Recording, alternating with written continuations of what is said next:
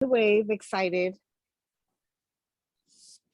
Congratulations, Gigi. That is awesome. That for first year, that is no small feat to do. Mhm. Yeah, that first deal you did, I think that was, what was that, like your first month, second month as an agent? Yeah, actually, I got it under contract in December, and I barely was like in the training program and calling you every second of every day. Yeah. But yeah, I got it under contract in December. January we listed it. It sold within a week. So Yeah. Wow. Yeah, congrats on that. Bergen County is a super hot market. So when she called me, she said, I have a listing in Bergen County, and she still hadn't even closed like a regular deal yet. I was like, oh my God, these agents are going to try to eat her alive, right? Because they're going to call her and threaten her and try to like have a, like basically every excuse in the book to try to get her in trouble for not accepting their offer. So I said, if you've got a buyer for this house already, because I think she had already 2 or 3 buyers like on day one. I said, you need to mark this thing down as under contract as soon as possible. If not, agents are just going to drive you crazy. So calls me a day later and she's like, I have this agent who literally wants to report me to the commission because I don't want to, because we didn't accept her offer. Do you want to tell them that story, Gigi? yeah, that was a nightmare. I think I lost like 10 pounds that week. I was like, what is wrong with this lady? Like, she had it out for me, like email after email. And it was like, okay, I'm sorry. I sent your offer. My client denied it. And she was like, well, I want it in writing. And then, she wanted to go over my head. Well, I want to send it to the lawyer. I have a new offer, and her new offer was nowhere near the offer that we accepted. And I'm like, I have to send this lady another like denial email. I was just like, oh my goodness. And it was just really like, I'm like, I don't even know if I want to go into this business. It's kind of crazy. And my husband was like, you can do it, you're thick skin. Like, this was the first deal. It's crazy. Yeah, that's how it is in the beginning. You have to go through a lot of hurdles and just figure out the right way to do things. But unfortunately, you had to go through that in the beginning. But that sets you up for success because in the future, now you're better prepared. Now you know that real estate agents are going to drive you crazy. Oh, hello. Yeah, there you are, Gigi. I have bad reception. Oh, no worries. Yeah, well, great story. Thank you, Gigi. Appreciate that. Hello? Cassandra, are you on there? If so, you need to. Hi, I'm sorry. I have bad reception. That's okay, Gigi. Don't worry. We got the gist of the story, but yeah, it's tough your first year, but congratulations on your success. I'm looking for Cassandra Craig Lewis. If she's there, I'm going to give her a chance to tell her when. Yeah, she's Go, here. Cassandra. Yes, I'm here. Good morning, everybody. Hey, Cassandra, how are you? Good. How are you? What did you do on Friday? What's your win, Cassandra? Friday, I took my test and passed it. Congratulations. Congratulations. Sorry, Thank I you. got cut off. I have bad reception where I am. I'm on my phone. Don't worry, Gigi. Don't worry. Great job, Cassandra. Proud of Thank you. Congrats. So I'm trying to print out the certificate this morning, and of course, printer is being difficult. But otherwise, yes, I'm ready to go. I'm gonna start Awesome. rolling today. Look at you. That's great. Good, Yep. good. All right, very, very good, guys. Very good. So does anyone else want to share a win before we get started? Yes, Angela is in the call right now. Angela, do you want to share about your first closing? Yeah, hi. Yeah, Good morning, everybody. Good morning. Yeah, this past Thursday, I finally closed on my first deal with for my buyer. Mhm. So that went well. It was good. It was actually a VA loan, so there was no down. Oh, wow. Yeah, And, that's tough in this market. Oof. Yes, so it went smooth. Everything went smooth. So yeah, that was my first win. Good. Good for you. Very proud of you. Thanks. Also, Laura, if you're there, do you want to share your story about yesterday? She has a pretty cool story about a listing appointment that she got Go for for us for Wednesday. Yes. So my sister said she wanted something. So I went on Facebook Market and I found the item. I texted the people And they were like, yeah, sure, come tomorrow. So I went to their house and they're like, we're selling this stuff. Is there anything here that you want? And they gave me glasses. And so we kind of got into a conversation, and they said that they were moving to Florida. And I said, oh, and then the woman goes, so you're a real estate agent? I said, yes, I'm a real estate agent, but I'm also a nurse, and I know this area very well, and this is a beautiful neighborhood. So with that, I asked them, I said, well, when are you selling? When are you moving? They gave me the logistics. And so they set up a meeting with me for Wednesday to come in and, do the comp with them. So I'm so excited. Congrats. That's awesome. The crazy thing was That's that nice. she didn't even tell them that she was a real estate agent. Laura has been working very, how can you say it? She really focused on saying, I need to make a switch and start doing real estate. And since she started doing it, things have been turning around for her so great. And she didn't even mention yesterday that she was a real estate agent. They mentioned it to her. So it goes to show that when you start focusing and aligning yourself with your purpose, things start coming to you. I couldn't agree more. I could not agree more. When you start letting the world know exactly what it is that you want, things happen. It's crazy, right? Awesome. Good, good, good. All right. Well, today, guys, we're going to talk about we talk about a lot of things today. It's I'll leave it a kind of an open forum, but I do want to bring something up to your attention that I think everybody really needs to start really thinking about, is that before you go out there and you start to build a business or build your real estate portfolio, all these things, right? You kind of have to strategize, because a little bit of strategy, or maybe a little bit of prevention, or things you shouldn't be doing, it really go a long way. So recently, I'm not sure if you guys saw this or not, but we got an email from EXP letting us know that Glenn Sanford just started a new podcast. So I was kind of curious to hear it, see what what the people that he was going to have on there were going to talk about. So his first guest was a guy named Kevin Kaufman. And some of you who joined me on Friday's call probably heard this already, but I want to share this with you as well. Kevin Kaufman is a top producing agent. He's out of a couple markets, but I think his initial market was out of Phoenix, Arizona. I think that's where he's originally from. And this guy started 2014, I believe, right around there. And then he found his niche in short sales and did really well with that. But then after the market started to change, he found that his average sale price was about $150,000, because that's what the market is in that area.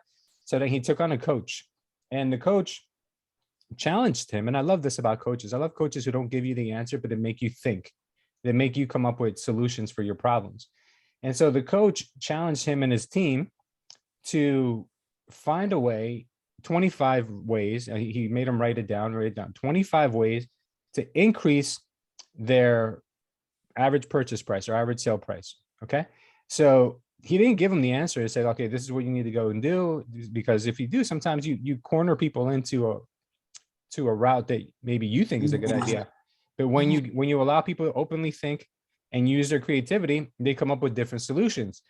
So Kevin and his team ended up making this list of 25 ways to increase their purchase price. And one of the ways that they figured out, and obviously we're not going to cover all 25, but I'm going to cover just one or two. And then I want to open up the mic and allow you guys to come and chime in and give us some ideas of what you would come up with. One of the ideas that he came up with was to open up different markets. So they were only in the Phoenix, Arizona market, but then they thought about, okay, well, we have contacts on the West Coast.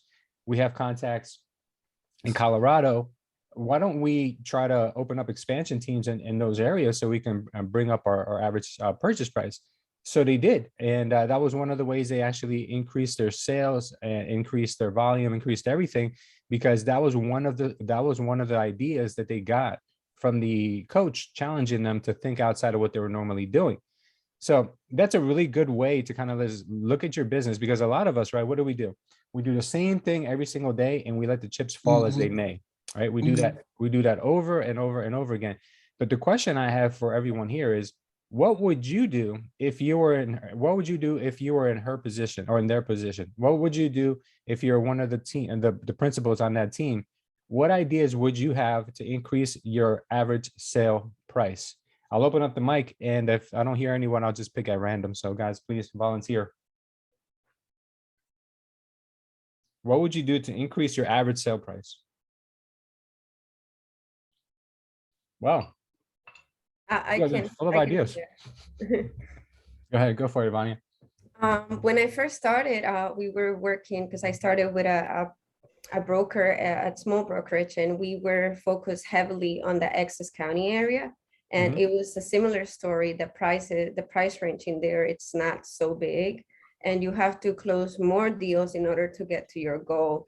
So when I went on my own, what I did was when I had enough experience, I was mentioning to Laura, I did take on the mentorship program because I felt like it opened up my market, because now I can bring people on from other areas. Like, she's very knowledgeable in the Bergen County area. Even the appointment when we went on Saturday, she was the one that knew where everything was.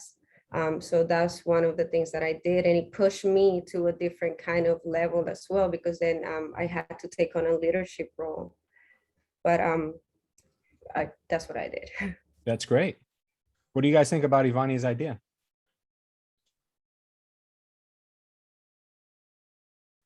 Any suggestions? What do you guys think? Is that something that you guys have tried before? Is that something you would do?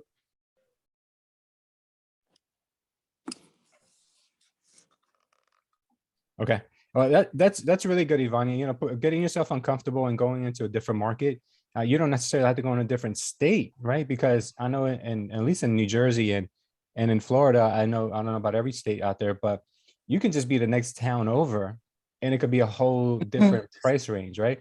I know that in some cities it's block by block. You know, you can have a whole different price gap, you know, between one and another. It could be a couple $100,000 differences. So yeah, strategically picking your markets is a very, very powerful thing. Anyone else want to share? Give any ideas? Along the same lines, Louis, Yes. when I was first starting out with Zillow Premier Agent, you can get on the phone with Zillow and give them zip codes. They will tell you what the average price is in zip codes to kind of cut your research time down. So we all tend to have an area that we farm more heavily than others, but they will guide you into zip codes that may be not that far away, but significant change. That's really good, Brent. What you're basically saying is look at the numbers, right? Look at the statistics and focus on an area that's going to give you the bang for your buck. Now, it may necessarily not be, let's be honest, if our goal is volume can only be achieved by two ways. Either we have a higher price point or we have more transactions equals higher volume. Okay. So if we pick a city with a low price and low volume, low turnover, I'm sorry, then it means it's a recipe for disaster. But if we're going to pick, let's just say, a average price neighborhood, we better make sure that we have a lot of volume to make up for. We have a lot of sales, because then that'll increase your volume at the end of the day. You may have to work harder because you have to do more transactions, or you can move into a more affluent area where there's less transactions but higher price points. Okay, now those markets are harder to break into, so be cognizant of that, guys. It's not easy, but it definitely takes a little bit of time, but it's worth it. I think Cassandra has her hand up. Cassandra. Yes, I was just going to say another way you could do it is to find a niche, a specialty, something that you're specializing in. For example, I used to specialize in waterfront property. So that is generally a higher price product. So it's just, thinking of, like you said, even different maybe neighborhoods, or for example, Lakewood Ranch is a big development that has higher end properties. So specializing in a certain area that also has higher sale priced houses is also another way you could do that. Yeah, she said specializing. Now there's another word for that too. It's also called dominating that area.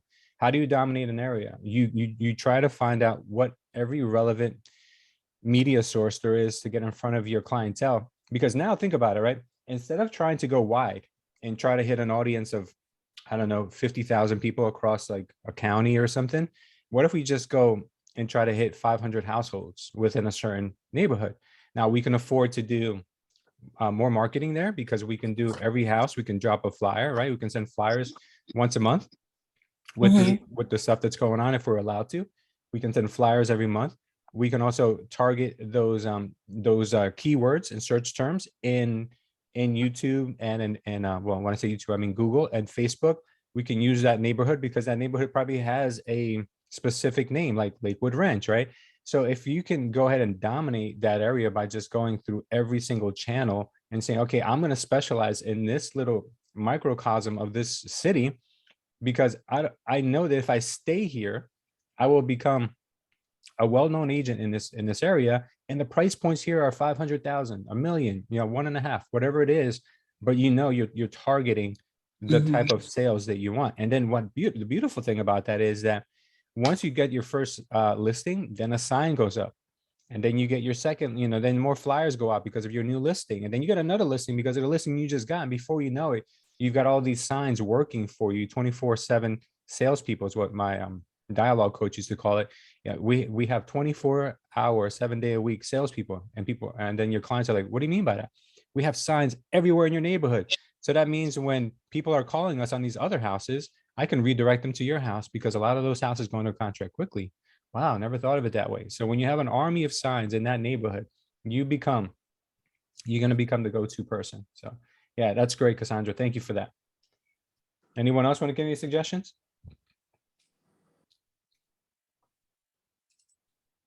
Okay, have you guys ever heard the term riches are in the niches? Riches are in the niches, and Cassandra kind of brought this up too, because she says she specializes in waterfront.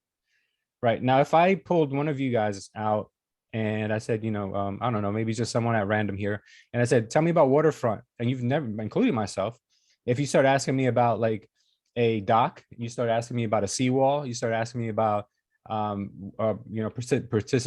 precipitation levels on the property, flood maps and all that, and like I don't know. I'm like, you got me. How much is my flood insurance? I have no clue. Like, is it lakefront? Is it oceanfront? Is it a canal? Like, I have no clue. But when you start specializing in these things, that starts to be your comfort zone. You start to look forward to those conversations because you have the knowledge, you have the people that can fix those kinds of issues if they come up. And like, it's kind of like it's your people, like that's what you can talk on. Like if someone spoke to me about distressed property, I could do laps around that because I've dealt with so many distressed properties in my life that I know exactly how banks think, and I know how attorneys think, and I know how foreclosures will work, and I know all that stuff. So if you focus on something that is your calling and that you feel like it's a place where you can make a lot of money because of the price point, then go for it. I don't know if you guys receive it, but I received it in the mail last week. It's Ranches and Land magazine. Have you got, or something like that? It's called, it's something similar. I'm not sure if you guys got and get it. I think it's a free publication we get for being a real estate agent. It's called Ranches and Land. And I read a story in there how this real estate agent who used to be he was basically like a cowboy, and he was like his generational lifestyle was that, like, his family came from raising cattle, they came from the homestead, they came from like this type of life that you see on TV and you've seen in the movies. And his wife one day told him, you should get into ranch sales because people are always asking you about ranches. And he was very hesitant about it, and he was like, no, I don't think that's for me. Well, long story short, the guy turns out to be the #1 ranch sales guy in the country. And now he sells ranches that are 25 million, $50 million ranches. Guys, we're talking about like 2,000 acres. It's nuts. And the funny thing is, that's his niche. That's the niche that he chose for himself because of what he understood, because of the value he brought to the table. So you got to make sure it fits right for you, because how would I look? And I was thinking to myself, imagine if I put on like a cowboy hat and I went out there trying to sell ranches. I have no idea. Like, even though I like farms and I'm into animals and things like that, like this guy, it takes us, you need to know these things. You really need to know the specialties that go into these types of properties, because, a person who's coming and spend 10 million, 20 million on a ranch, they don't want to talk to someone who just learned this a year ago. They want to know somebody who knows more than they do, because it makes them feel comfortable. You're bringing value to the table. So yeah, guys, focus on the niches. I don't know what your niche might be. You'll find one. It doesn't necessarily have to be luxury, because luxury is such a huge umbrella. Luxury encumbers everything. You can have a luxury ranch, you can have a luxury waterfront property, you can have a luxury condo in the middle of a metropolitan city. So like what, you have to find an even tighter niche inside of luxury, so think about that for a second. All right, anyone else want to give any suggestions? You guys are doing great. Come on, you're on a roll. Hey, Alejandro. It's your suggestion for how to Can you get a little closer to the microphone, Alejandro? I'm sorry, buddy. waiting for rain. Can you hear me? Yeah, now we can. Okay, yeah, I was on the Bluetooth. Well, my niche is an opportunity zone. Like how cities like Newark, Plainfield, East Orange. Mhm. We basically like bought a bunch of houses and sell it to investors, and then usually get the listing back whenever they done with it. So that's my niche. Awesome. That's what I feel comfortable doing, and Mhm. yeah, that's like making the ugly, making it look pretty. Absolutely. You know what? Sometimes people think that distressed properties or homes that are in lower price point neighborhoods mean that you have to make less money, and that's actually not true. I came to find out during the last housing crash that you can make just as much, if not more money, on $100,000 house, on a $40,000 house than you can on $1 million house. Now, how does that math make any sense? How does that math make sense? You're thinking is that what, $1 million? Like, how's that? First of all, if you take $1 million listing, it's very unlikely, and correct me if I'm wrong, but there are exceptions to the rule, but it's very unlikely that the seller is going to give you a 6% commission. A lot of times at a $1 million plus price point, we see savvy sellers that are more likely to try to negotiate with you. So let's just say hypothetically, you agree to a 4% commission on $1 million home, $2 million home, whatever the case may be. Let's just say hypothetically, I know it could be 5 or whatever, but I would take $1 million home for a 4% commission. I mean, I don't know about anyone else, but in this market, I'm pretty sure it will sell. It wouldn't take that much work. So that's $40,000, right? So now let's just say that you took a $100,000 listing or in a neighborhood that is distressed. Well, the thing is that once you work with investors, you start to kind of learn certain things. Number one, you could be the investor. So if you get a listing like that and you buy it, great for you, because you might turn that property and make another $100,000 on it. If you do what Alejandro's doing, you fix it and flip it. Or you could just use your business savvy, which means if I'm working with an investor, I have my contracts in place with them. So what that means is that if I'm going to go out there looking for properties for you in the price point of 100,000, 75,000, whatever the case, whatever price range is, you better know that I'm not going to do it for a 2.5% commission, because do the math on that. If I get a 2.5% commission on 100,000, that's $2,500. After I split that with my brokerage and pay taxes, what am I making? $1,000? That's not fair. I'm not going to go out there and do work for $1,000. So what I do with my investors and what I've done and what Alejandro's done, what all the agents that I've worked with in the past have done, is that they have buyer's agreements in place with their investors, which means if I find you a property, well, my compensation is $10,000. It could be $15,000, whatever you want it to be, is $10,000 on top of whatever the commission is being offered is. So aside from the 3% or 2.5%, I'm also going to ensure that I make at least 10,000. Now, why would an investor sign that? Why would an investor be okay with doing that? Because the investor is all about numbers. They don't care about how much you make. Well, not the smart ones, at least. They don't care about how much you make as long as they know that they're going to be making enough.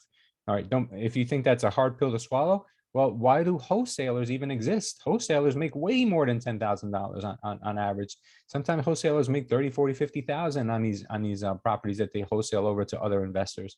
So if I'm an investor and I need property, I've got crew that I got to keep busy. I've got investors that I got to keep also their pockets lined. I need to keep all my options open. So if an agent comes to me and says, look, I'll find you a property in that price range, but that price range, you're not going to get most agents to even, look at properties in that price range for you, because it doesn't make sense. And the agents that you do get that might be willing to help you, they're probably brand new agents who you're probably not going to get a lot of value anyway. So if I find you a property in that price range, well, my fee is $10,000 on top of whatever the commission is. And I'll show you guys the proper way to structure your agreement so you're compliant. And what happens is when you sell $100,000 house, now you just made $10,000 off the back, plus whatever the commission was. So let's call it 12,500. And on top of that, you structure it where you get the listing back. And then when you get the listing back, you make another, I don't know, it's a $200,000 house, maybe 250 at that point. You make another 3% on that. That's 7,500. You just made $20,000 on a property, on one property that you normally probably would have turned down. So yes, Alejandro, you can make a lot of commission. You can make a lot of money on these properties, because guess what? If you would have sold that $1 million house with a $40,000 commission, if you would have given the other agent 2% and you kept 2%, that's $20,000 anyway. So you can make just as much with distressed inventory or lower price inventory if you position yourself right. Not Yes. if you go in there blindfolded. If you just go in there and just willy-nilly and just work, you got to really think about what you're doing. I think someone had something to add. Yeah. Hey, good morning. Hey, what's up, buddy? Hey, Harry. I've made money with Alejandro in the past. We made money together. The last one we made 30,000. The one prior to that, I think we made 20. And whenever I got a property like that, I always call Alejandro because he's got a lot of investors. I don't really work with a lot of investors. That's not my niche, but I capitalize on other people's niche. And yeah, that's great, bro. we gotta make some more money together. Awesome. That's great. So I love the fact that we got. I think Alejandro's backpacking across Africa or Europe right now, but his internet's not that strong.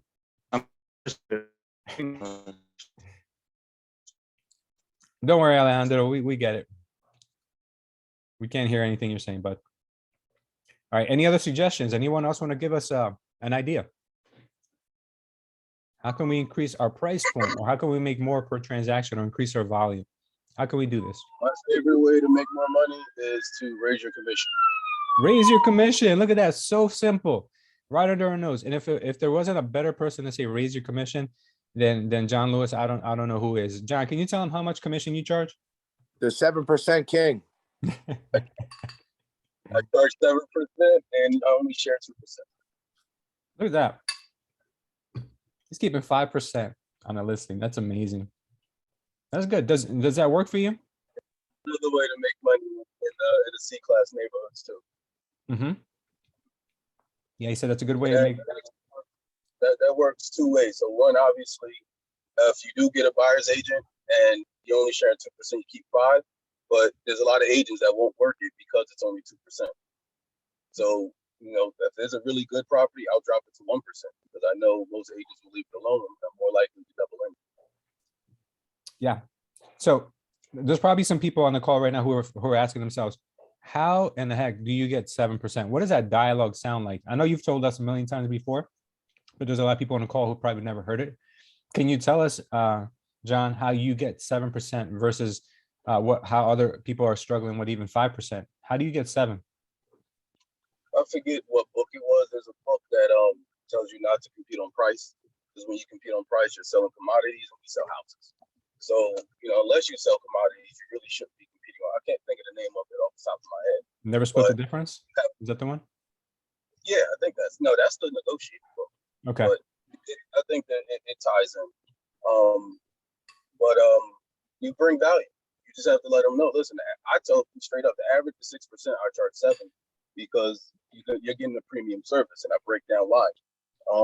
Most of the time, I'm doing short sales, and lucky for me, most short sales fail. So when they failed, I'm like, well, I can tell you why it failed. I can tell you what I'll do different.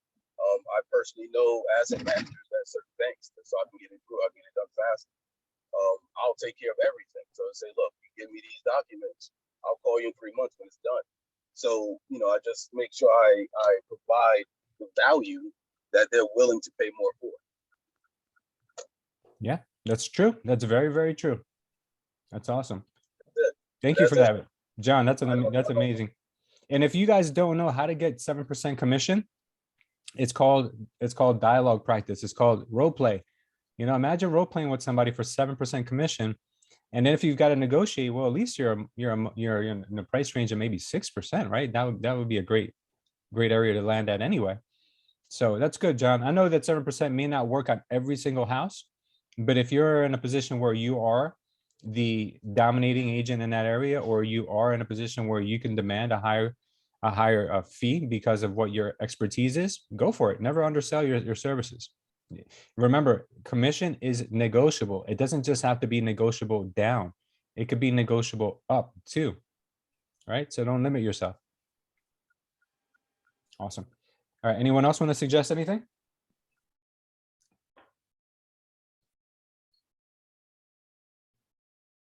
If you want to go into different areas, always works out for me, like to partner up with a lender in town and then send work on marketing and send flyers or some sort of advertising to people's homes. And most of them won't even charge you for it because they're putting their face out there too. So you're pretty much doing the work.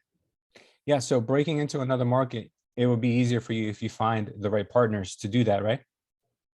Yes, I usually partner with different lenders. A lot of lenders don't like that, but when I talk to people, I'm pretty straightforward.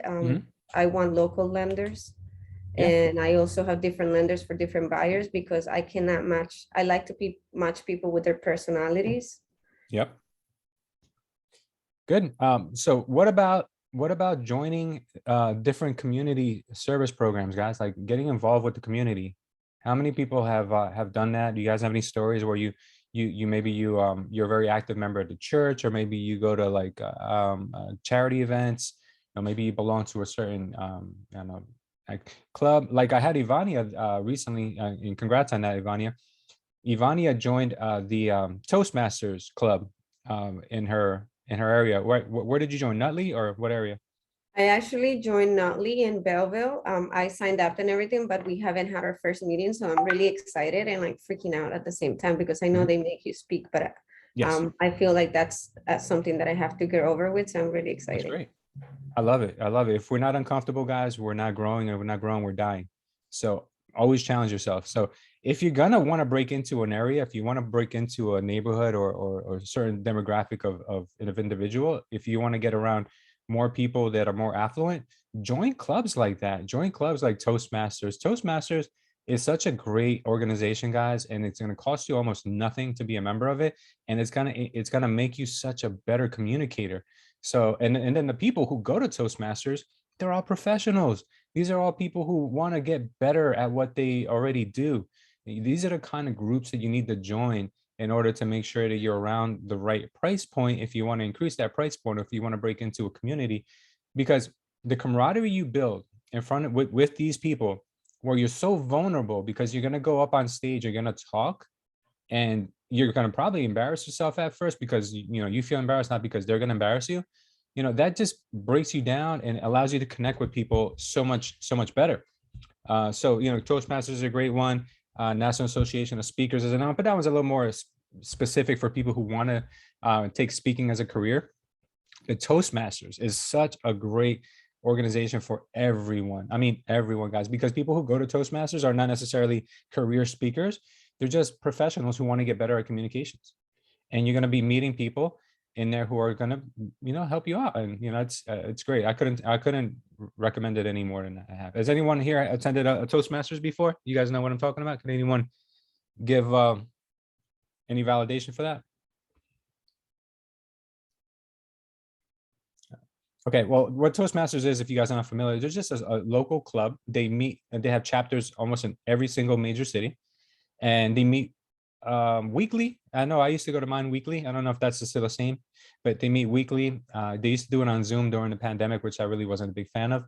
But in person, oh man, it's so much different, because you get to do it in person. You get to stand in front of real people, because doing it in front of Zoom, it's not the same. Like, okay, well, I'm good at Zoom, but then the minute I get in front of people, I freeze up. No, like if you can get comfortable in front of people, Zoom will be no problem, in my opinion, at least. So I encourage everyone to look into that. Any clubs, any ideas, guys, of anything you guys could join or be a part of locally to get in front of the right people?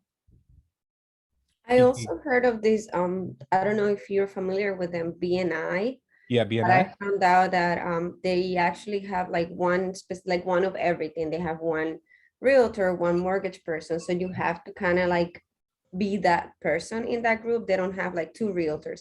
But I also found out that you can make your own. So I was actually thinking about doing that myself, because I have built enough contacts that I'm able to be a resource to people, but that might be a good idea. I have to look a little bit more into it. I love that. Yes, BNI is a great group. Another great group, guys, is the RIA. If you guys don't know what a RIA is, it's a Real Estate Investors Association. You can join RIAs. Those are great. Those are great organizations to join to break into the right. If you want to work with investors, or if you want to work in a certain area, you start to get to know more people. The name of the game, guys, no matter what, is contacts, contacts, contacts, contacts. You just never know who you're going to meet. Look at Brent. Brent's taking every possible designation class he can, right at his own board.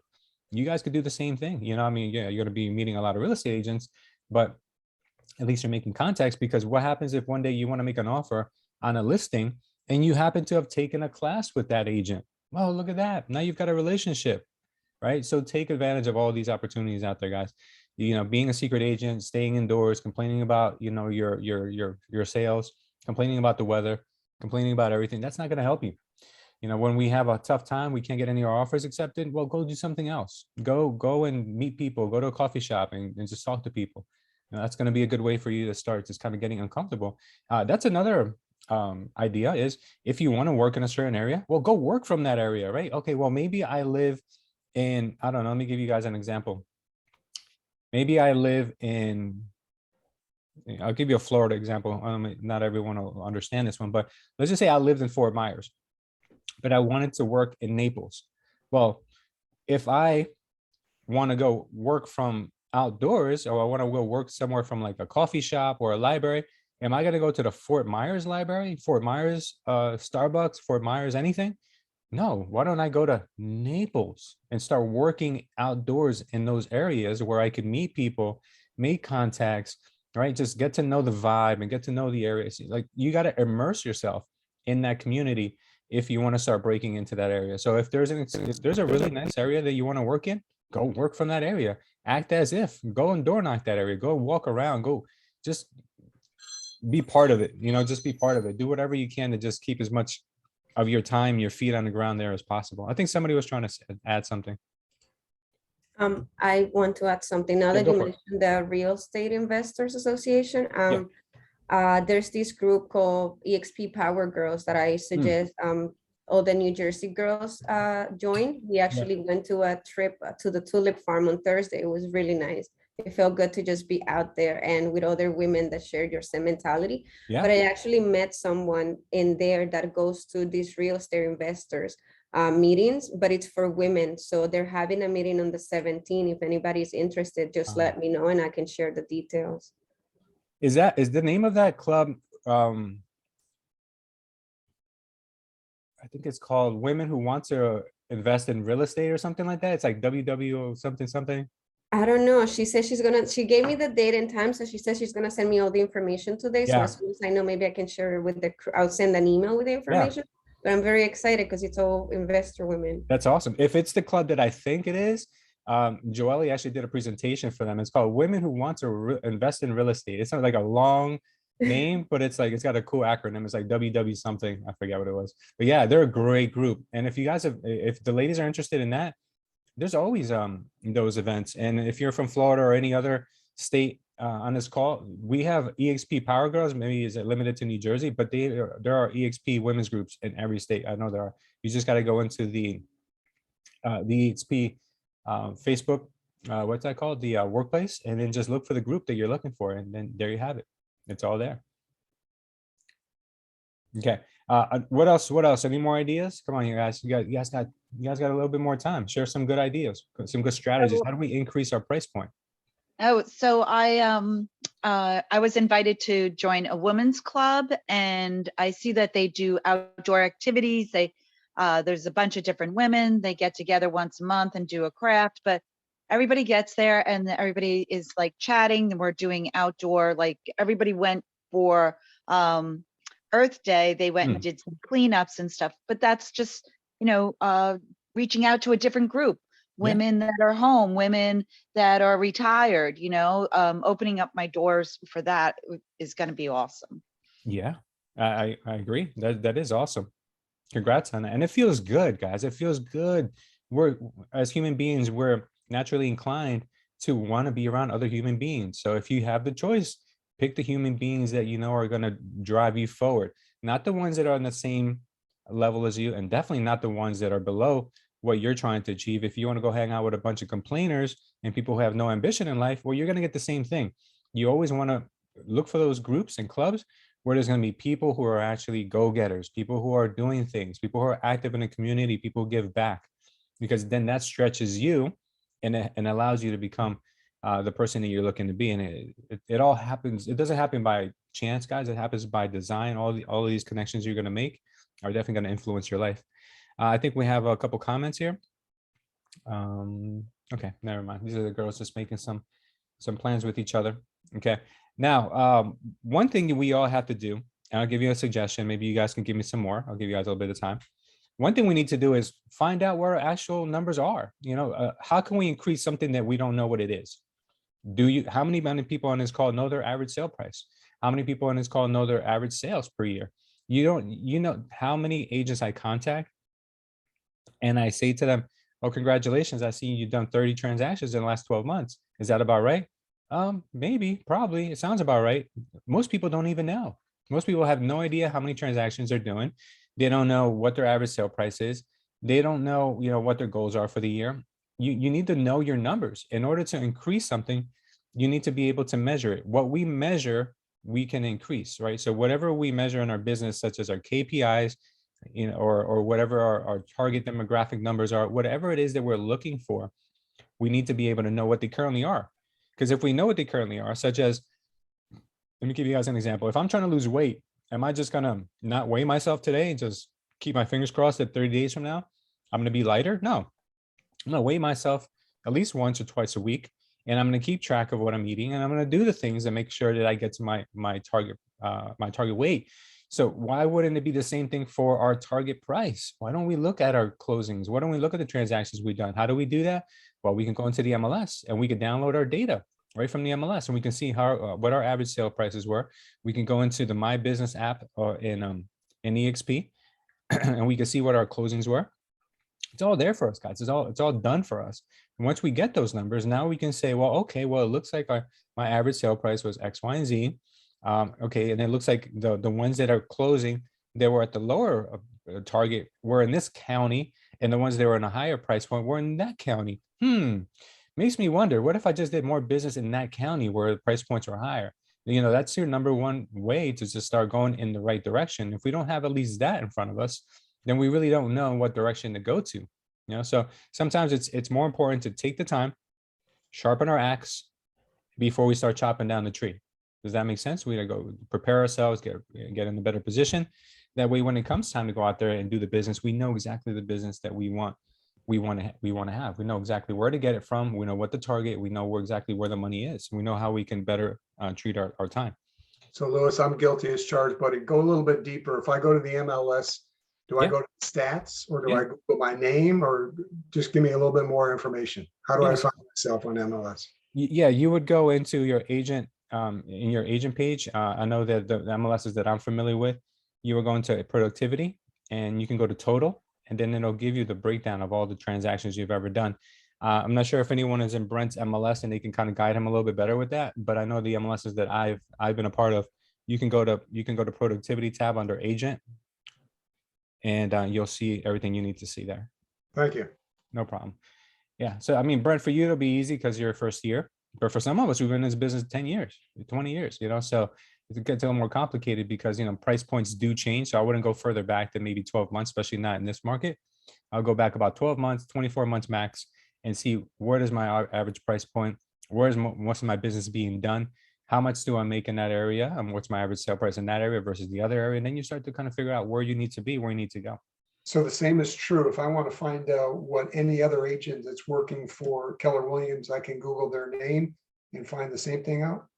Yeah, it takes a little bit more work to do that. If you want to find out what another agent is doing, you got to find their MLS ID. and then you got to go and search their production by the MLS ID, and then you'll see how many listings they've had. Some MLSs also allow you to also look to see how many sales they've had on the buy side, and some don't. So just for listing purposes, yeah, you can see definitely what an agent has done from anywhere, as long as you have their MLS ID. And you can find their MLS ID really easily. You just look them up under agent search. I just shared the event information. I just got it from the lady that sent it. It's actually North Jersey Invest Her. So I guess the name of the group is Invest Her. I shared that with the Doc ladies if you guys want to RSVP. Nice, I like that. That's great. Okay, guys, give me one more. Give me one more, and then I'll leave you with one at the end. Somebody, a brave soul. Give me a way. How can we increase? If we were one team and everybody in here was a principal and we're brainstorming, how can we increase our price point? How can we increase our volume?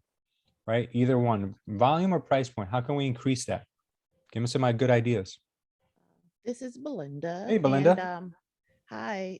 For me in my area and what I have been trying to do for the past 2 weeks, building new builds are erratic in my area. So I am trying to develop relationships with the developers so that I can be a part of their subdivision and being the marketer for that. I love that. Focusing on new construction. That's, oh my God. New construction, guys, we're so behind still on the amount of new construction we need to keep for our housing demand. And the reason why is because after the housing crash of 2008, 2009, home builders were very scared to build because everybody was waiting for this double dip recession.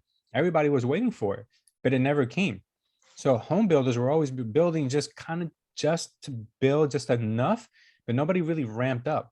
So now that we're so under stocked when it comes to housing, now home builders are trying to catch up. But the thing that's happening now is that home builders are building, but now interest rates are going up. So now we have that to combat. So if you can build a relationship with a new home builder, you're golden, because these home builders are going to have demand for at least the next couple of years, easily, if not maybe into the next decade, because the millennials right now are the biggest factors driving the housing boom. These millennials, they're trying to get out of their parents' house. They're trying to, they're starting families, all this stuff, and they need housing, and we don't have enough for them. So if you can align yourself with a builder, man, that'll be great. That'll be really, really good. How do we align ourselves with a builder? Does anyone here have any ideas on how we can do that? Belinda, how do you do that? What value can you bring to a builder? And I'm talking about a builder who doesn't have an agent on staff, because some builders have agents on staff as part of their business model. The biggest value to a builder for me in my area is availability. Because of COVID, for some buildings, they have done away with having a model home there. But what I found that if I could come with a team that can provide to have a decorated model, then that is what they want. Because as long as somebody could actually see the build, we're in there and we're solid. So I am working with another EXP young lady, and she agreed to go in with me for us to market to these home builders, because a lot of them they're not just doing one subdivision at a time, they're doing multiple. And so they're doing some for regular families, but there's a lot of 55 and up communities. There you go. So yeah, that's really bingo. So me tagging myself as a lifestyle coordinator has gotten a lot of attention. And I've also used my video to prove that I have traffic coming in, which are really turning heads. That's great. Yeah, So that's good. There's a lot in that. Have a win next week. Yeah. What if you started doing some videos on new construction? Then you got to line yourself even more, because when people are searching new construction in Georgia and they're coming across your videos, then that gives you an even a bigger chip to play with when you talk to these builders. So good. I love it. I have to be honest. I haven't worked with any Georgia people yet since my video. My whole spring and summer pipeline are relocation. Yeah, there's nothing wrong with So that. I am bogged down with people coming from Ohio. I have 2 coming from California. I have a couple coming from New Jersey, 3 coming Mhm. from the Bronx. I am, Wow, I'm good. that's awesome. Good for you, girl. Good for you. Awesome. Okay, guys, so I'm going to give you one last one I'm going to leave everyone with today. And I'm going to tell you a quick story. And I think I might have shared this story with, I know I shared this story. I don't know if it was in this group or if it was on Friday. But one of the stories that recently really just stuck with me, I met with a broker in Cape Coral recently, and she told me that she started, when she came to this country, she's Croatian. When she came to this country, she used to clean houses. That was her thing. You know, she cleaned houses, she cleaned, and then she got much better at cleaning houses. So she started cleaning houses for really wealthy people. And then these, and she originally came to St. Louis. And then the really wealthy people, she realized all had homes in Southwest Florida. So they told her, "Oh, why don't you come and clean our house in Southwest Florida? You're so good at it. Can you please come and, you know, just stay there if you have to, just clean our house, you know, whatever. We have a few homes there." So she ended up coming to Southwest Florida, and she loved the area because she's from Croatia. And if you guys don't know, Croatia has a beautiful ocean. So she wanted to be by the ocean again, and so she ended up moving to Southwest Florida, Cape Coral, and she kept cleaning homes. And then one day, her client said to her, "You know what? You're really good with people. You should really look into like selling real estate instead of just, you know, cleaning real estate." And she was like, "No, I don't think I can do that. It's not something that I think, you know, it's for me. I barely speak English. My English is not really good." Yeah, I found every excuse in the book to not do it. And then finally, she ended up doing it because her client just kept telling her. I think her client was in real estate herself, and she ended up getting her license. And then what did she do when she got her license? Did she go and try to leverage the relationships she had in these very expensive neighborhoods where she used to clean the homes? No, absolutely not. She went to the cheapest neighborhood where no one spoke English and she didn't speak Spanish. So it was like they didn't understand each other anyway. And she said, "Well, I didn't care that they didn't speak English and I didn't speak Spanish because neither one of us spoke English. So, or very well, at least." So she's like, "I felt more comfortable working in those areas." But keep in mind, those areas were the cheapest places in Southwest Florida. And she said, "That's what I told myself. That was all I was capable of doing. That was the only kind of real estate I could sell." And then at the time, her broker told her, she was working for this Century 21 lady, and she a very, very successful lady. She had about 1,000 real estate agents working with her at the time. The agent told her, I'm sorry, her broker told her, "I never want to see you working in that area again. I want you to start focusing on homes that are more of a price range, like higher price range." And she said, "But I can't do that because my English is not really good. And I don't want people to think that I'm, you know, I'm dumb or I can't understand them." So it was all in her head the whole time. Turns out, many years later, she ended up taking her broker's advice, and she became a luxury agent. And from a person who didn't believe in herself, a person who thought that she was not capable of doing it because of her language barriers or where she came from or what she told herself she was only meant to do, which was clean houses, she ended up becoming a broker herself. She has partners from all over the world now that invest with her to buy homes in Southwest Florida. She oversees the builds, she lists the properties, she does very well. And then recently I met with her, and she agreed to open up Croatia with EXP. So we submitted an application for Croatia under her recently. And she's like, "This has been my dream to be able to open up a brokerage in Croatia, but I never really had the right model to do it." So fingers crossed that she's going to do that, from a lady who said that the only thing she was capable of doing was cleaning houses, to someone who's going to be opening up an entire country for EXP, God willing. It says a lot, guys. It takes a mind shift in order for you to be able to do these things. But if you keep telling yourself that I'm only able to do this price range, I'm only able to do this neighborhood, I'm only able to focus on entry level buyers because of my limitations. Well, if you're going to fight for your limitations, then you're going to end up getting to keep them. You know, you win. You keep your limitations, right? But if you don't give yourself any limitations at all, the roof is capped and everything is off, then you're going to be able to do just about anything. So the only thing standing in your price point, the only thing standing in your way is yourself. So if you take these clues and these tips that everyone gave on this call today, which are all great, by the way, and you change your mindset at the same time, you'll be able to increase not only your price point, but you'll be able to increase the quality of your life in general for everything. So hopefully that resonated with you all today. And that story is something you could take on for yourself and see that it is possible. And many people do it. The people that you don't hear about, people who are not famous, people who are not on, Instagram talking about it. There's real people out there who have come from nothing, and they've developed extraordinary lives. And because they've taken off those governors, they've taken off all the limitations that life has thrown at them, and they've used what they have instead of trying to focus on what they don't have. Make sense? Yes, it does. Awesome. Well, thank you, everyone. Thank you. Thank you. Anyone have anything to add before we go? All right. All right. Brent, if I could ask you, brother, if you could be so kind, could you take us out with a prayer today? Yes, sir. Thank you. Thank you. Thank you. Yeah. Almighty God, we lift your name because your name is above every other.